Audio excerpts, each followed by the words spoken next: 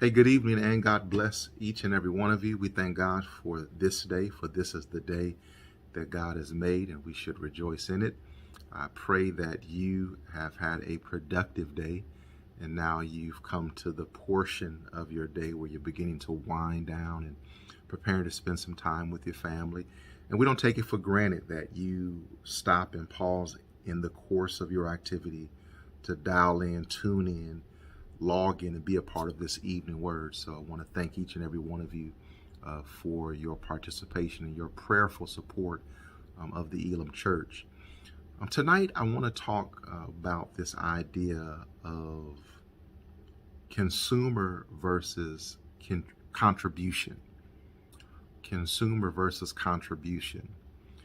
In January of 1961, I believe it was January 20th of 1961, President John F. Kennedy, newly elected President John F. Kennedy, in his inaugural address, famously asked or suggested or purported to his audience to ask not what your country can do for you, but what can you do for your country.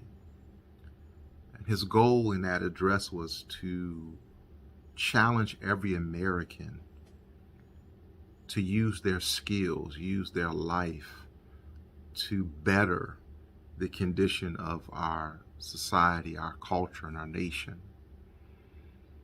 And in the same way, I want to, in this brief space, challenge you to do the same for the body of Christ in general, but for your local church as well.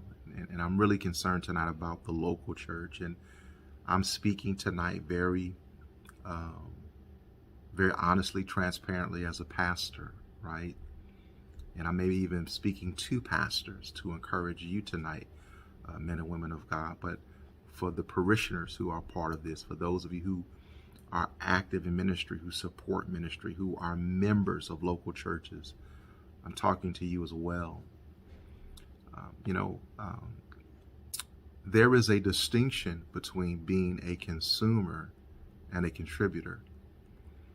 Often I'll hear from people who are thinking about moving from one church to another. They'll talk about things like, I'm not getting fed. They're not meeting my needs.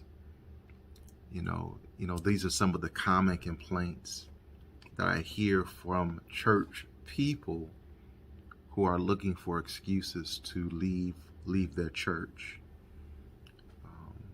The gripe is that the pastor or the pastors, the leaders, their sermons, their messages are not providing the individual spiritual growth. And what I've come to realize, and as I've matured and grown, and as I've become a pastor full time myself, is that often those complaints are lame excuses to say to the church that you are not catering to my desires. You are not catering to my needs. You are not catering to my preferences. And it's a clear indicator that we have, as a church, generally, we've grown to a church full of consumers. Now, my thought tonight is not unique. I've read things by several people, including Tom Rainer, who's known for church growth and development. He's written about this. Folk like Carrie Newhoff and others who are in this space, encouraging church leaders and giving critique and criticism of the contemporary church. So this is not my unique and original perspective, but it is a perspective, and I wanted to just share it this evening because I think it's a powerful perspective that we've moved to a place where people, as it relates to their relationship with their local church, have become bent on consuming instead of looking for ways in which they can be contributors. And this is contrary to the scriptures. That's always our context, right? You can look in the Gospels in Matthew chapter 20. Jesus himself says, I didn't come to be served, but to serve and to give my life as a ransom.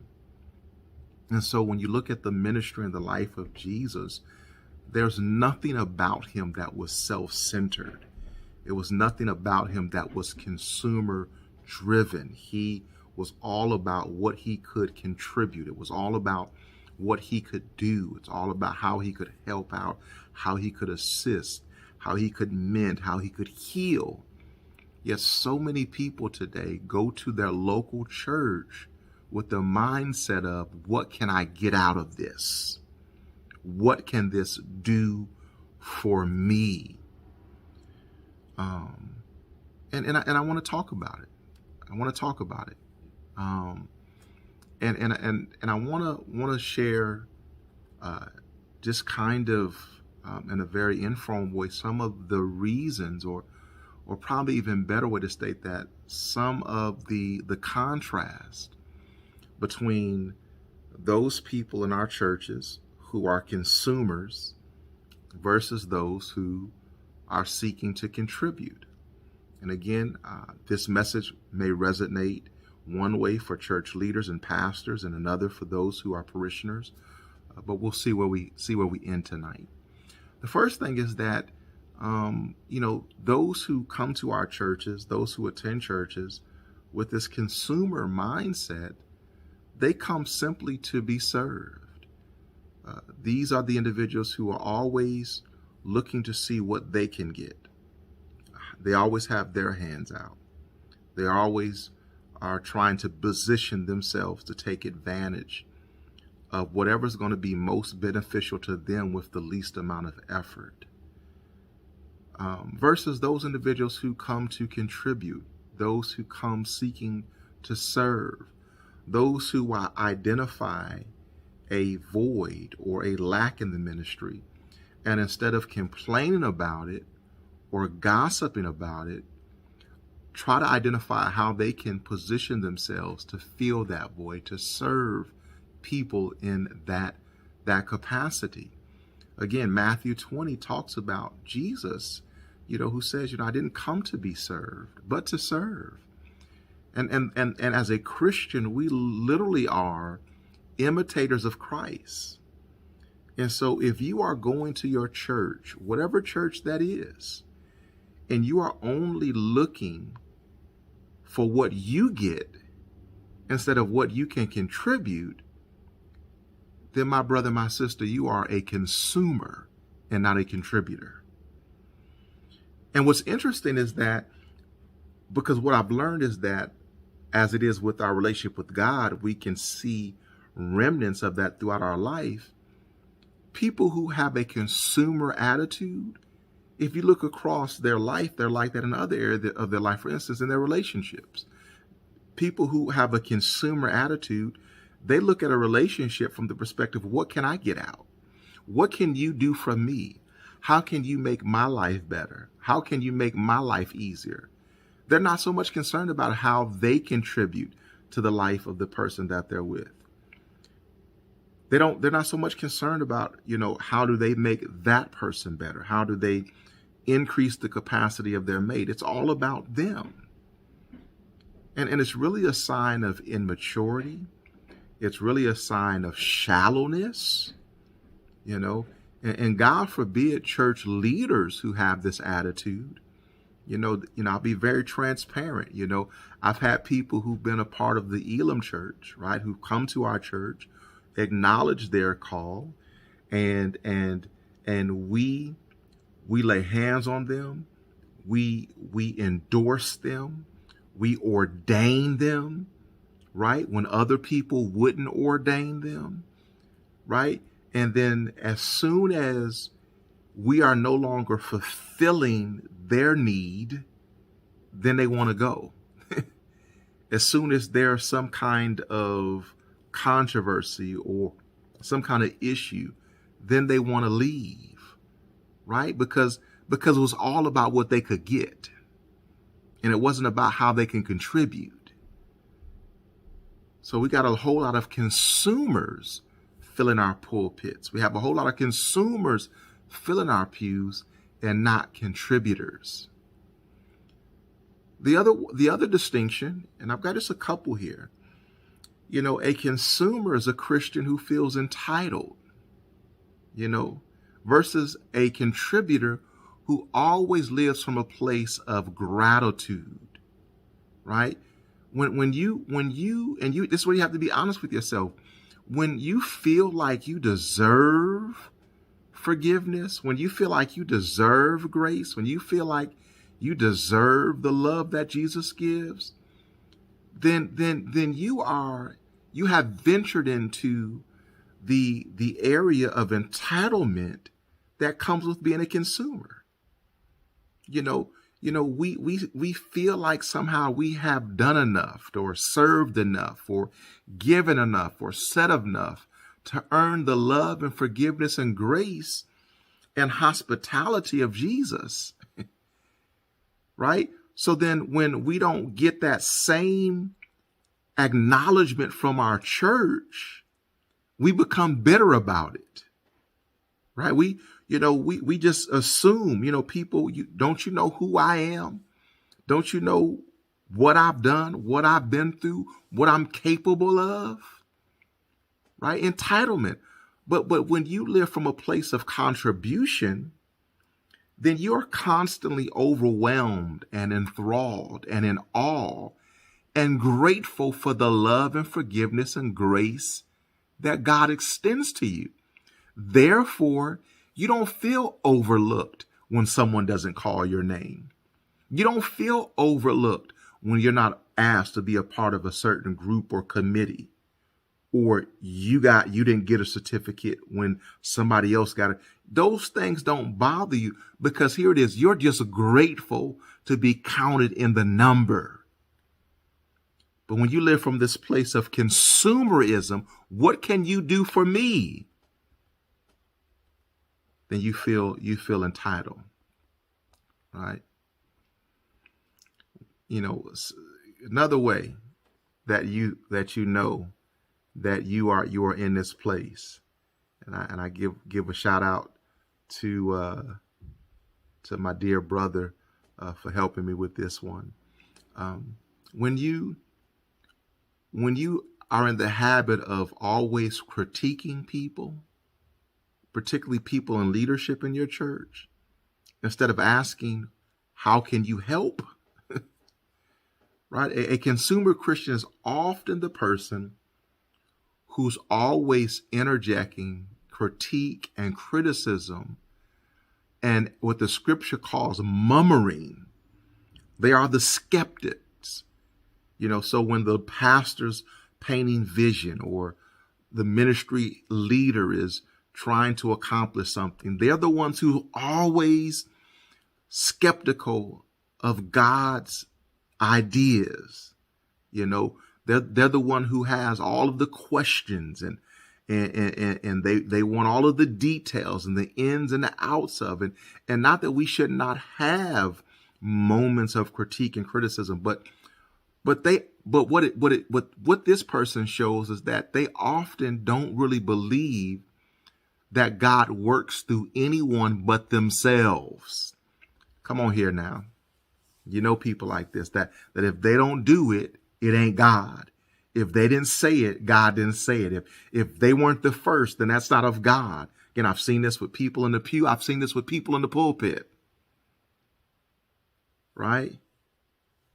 Always criticism somebody else, looking at somebody else's sin, but ignoring your sin, ignoring the plank in your own eye so that you can focus on the toothpick in the eye of somebody else. That's my revision of the Gospels, right? You worried about the toothpick in my eye, you got that big plank in yours. Consumer. But when you are a contributor, then you're often asking, what can I do to help move this vision forward? How can I best use my gifts, use my abilities, use my talents to accomplish the goal of this collective? You know, and they have a deep trust that God is doing something, not just in their lives, but in the lives of other people. Again, we're talking about contributors versus consumers, or consumers versus contributors. Stop asking what you can do or what your church can do for you. What can you do for your church? What can you do for your pastor? What can you do for your ministry? What can you do for the group that you are part of? Instead of always looking for what they or he or she can do for you. Right? Consumers always point fingers. Right? Always point fingers. Whereas a contributor is asking how they can contribute, or how they may have contributed to the problem. And again, as I've always say, application for a lot of this is both in our spiritual life and our practical life. Some of our struggle in our marital relationships with this, right? We're always pointing the finger at our spouse, what they did, what they said, how they behaved or how they didn't behave, how they reacted or didn't react. Instead of taking a moment and looking at, how did I contribute to that problem? Maybe what I said was correct, but the way I said it was not. Maybe the timing was wrong. Maybe I tried to have a conversation about an important topic as my spouse was coming in from a rough day at work. And instead of giving them a moment to decompress and kind of deal with and process their day, I just dumped more on them. And so I got an angry response. Again, always, how can I feel better? How can my agenda be progressed? How can I get what I need? How can I feel better? It's always about the I. If that's the place you live from, you're a consumer in your life and in your Christianity. And Jesus says, I didn't come to be served. I come to serve. So when you are so inwardly focused that you are negligent to how you contribute, right? And let me just say this to church leaders. Right? Before you step in leadership in a place, make sure it's the place that you're supposed to be. Because once you step in leadership and then you abandon that place, there's consequences for that for you. Again, I'm talking as a pastor tonight. There are some people who have come through the Elam church. We've laid hands on them. They've anointed. We've consecrated them. We've ordained them. They carry our name. And then they just want to walk away and think that there's not consequences for that. Right? That's a very selfish, self-centered, consumer-facing way to approach church leadership. Right? It's not about your preferences. It's about you focusing on the needs of others. Right? Another way that you know that you're a consumer versus contributor. Consumers are always concerned about how they're going to gain from following Jesus, whereas a contributor counts the cost of following. Right? So, I'm not going to lie to you. There are some amazing things I've received from God as a follower of Jesus. But that's far from the point. As a contributing Christian, as someone who trusts that God will take care of me and provide for me, there are sacrifices that I've had to make. There are events I had to miss. There are family gatherings I could not be a part of. There are things that I wanted to experience that I had to opt out of. Right? So the emphasis is always not counting up the benefits, but counting up the cost. Do you understand what it's going to cost you to follow Jesus? Do you understand that? That yes, the benefits are going to come. I'm not going to lie. I've been blessed financially. I've been blessed with his favor. Even in times in my life where I've made bad choices and decisions, because of his grace and mercy, the consequences were minimized. The blow was lessened. Not going to discount that. But there is so much that I've missed. And I'm just talking from a humanistic perspective, things that I want to do, places I want to go, as a result, and so, a consumer Christian expects something in return. They love with conditions, right? They're often manipulative with the way that they love other people. Whereas when you are a contributing Christian, you give with no exception of anything in return. And then you trust God to take care of you, right? Consumer Christians are not tithers. They're not givers, because it's about my benefit. And tithing doesn't provide an immediate return for them. But when you are a contributor, you understand that I'm sowing a seed, that I'm being obedient to God, because that's part of the cost. Part of the cost is, if I'm going to be a follower of Jesus, I don't get this 10%. It don't belong to me. It's his. So I give it away, and I trust that God will take care of me. Right? And so I just want to challenge you tonight. Are you a consumer, or are you a contributor? Where are you at in your life, in your journey? And there's more litmus tests. There's more things that we could name here. Consumers are often very divisive, for instance.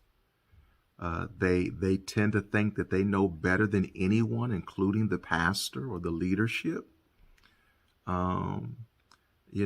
Again, it's all about them. So they really don't even have a context for biblical church membership.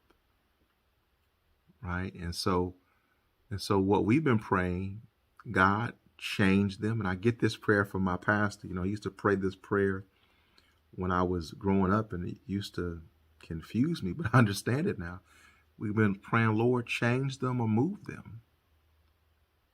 Right? Because as a pastor, you spend so much time trying to navigate consumers, trying to placate their needs, trying to fulfill their desires, dealing with their critique and their criticism, and all the while they're not even contributing anything of value, of worth, monetarily and otherwise.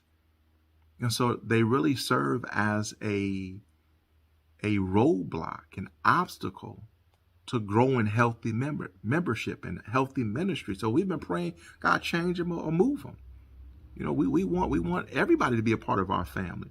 But if they're not going to conform to the word of God and be a contributor, again, Ephesians 4, that we are to equip the saints for the work of the ministry. I tell people this all the time. Ministry is not supposed to be done by leaders. Leaders are supposed to train members, train people, and then people do the work of the ministry. And then you go back and train up the next group of people. You participate in ministry, you lead ministries, but you're not responsible for doing the entirety of the work of the ministry. But when your church is filled with nothing but consumers, that's when you have to do everything by yourself. And so I've been praying, Lord, change them or move them. Some of you need to pray that in your personal life. God, I got people around me who just taking from me. People who are consuming my information, consuming my energy, consuming my expertise, consuming my money. But what are they contributing? Right? And so our prayer tonight is that you would become in your local church a contributor, that you would become in the lives of the people around you a contributor, in your community a contributor, in your marriage a contributor, that you would not just be a consumer, simply seeking to fulfill your needs, your desires, your fancy, right? And for my pastors and leaders who are listening tonight or whenever you view this, I'm praying. And I'm praying that you would have the courage to pray the prayer I've been praying. Lord, change them or move them. Because here's what I'm learning. When certain people leave, there's a lot more peace and God-given quiet in the church. And we can move forward better, stronger, wiser, greater, more efficiently. You ain't got to navigate personalities and preferences, right? And you can be what God has called you to be individually and as a collective. God bless you tonight. Again, ask not what you or what your church can do for you. But tonight I'm challenging you to ask yourself, what can you do for your